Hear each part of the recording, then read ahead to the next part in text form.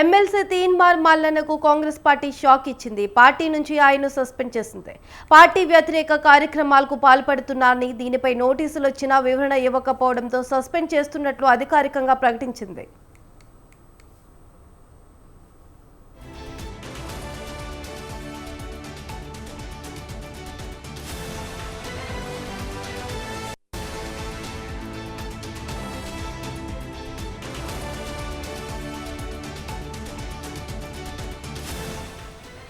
మరోవైపు party line దాటితే ఊరుకునేది లేదని పీసీసీ చీఫ్ మహేష్ కుమార్ గౌడ్ హెచ్చరించారు. మల్లన్నను ఎన్నోసార్లు హెచ్చరించామన్నారు. బీసీ కులగణన ప్రతులు చించడంపై ఏఐసీసీ సీరియస్ అయిందన్నారు. మల్లన్న చేసిన వ్యాఖ్యలు చాలా తప్పని, పార్టీ లైన్ దాటితే ఎవరిని వదిలిపెట్టబోమని వార్నింగ్ ఇచ్చారు. మల్లన్నకి చాలా అవకాశాలు ఇవ్వడం జరిగింది. క్రమశిక్షణ ఉల్లంఘిస్తే చర్యలు కఠినంగా ఉంటాయనే మాట కూడా చాలా సందర్భం చెప్పడం జరిగింది. మల్లన్న బీసీల కోసం పోరాడుతున్నప్పుడు మల్లన్న వెనకేసుకొచ్చిన కూడా మేమే.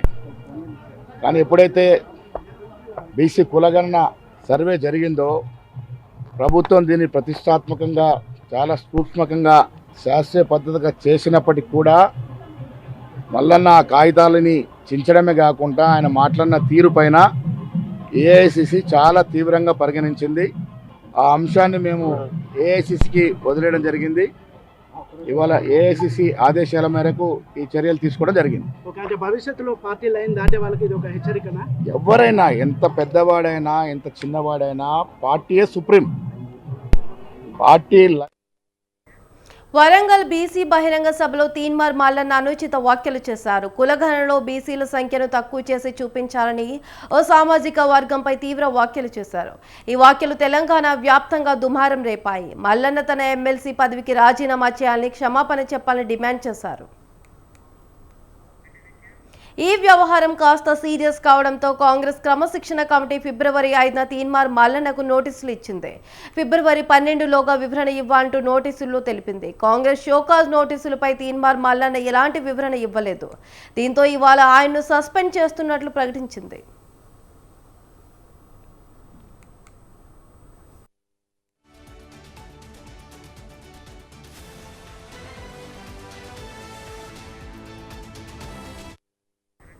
ఇదిలా ఉంటే తీన్మార్ మల్లన్న సస్పెండ్ ను పలువురు ఖండిస్తున్నారు. గతంలో పార్టీ లైన్ దాటి మాట్లాడిన వారిపై కూడా చర్యలు తీసుకోవాలని డిమాండ్ చేస్తున్నారు.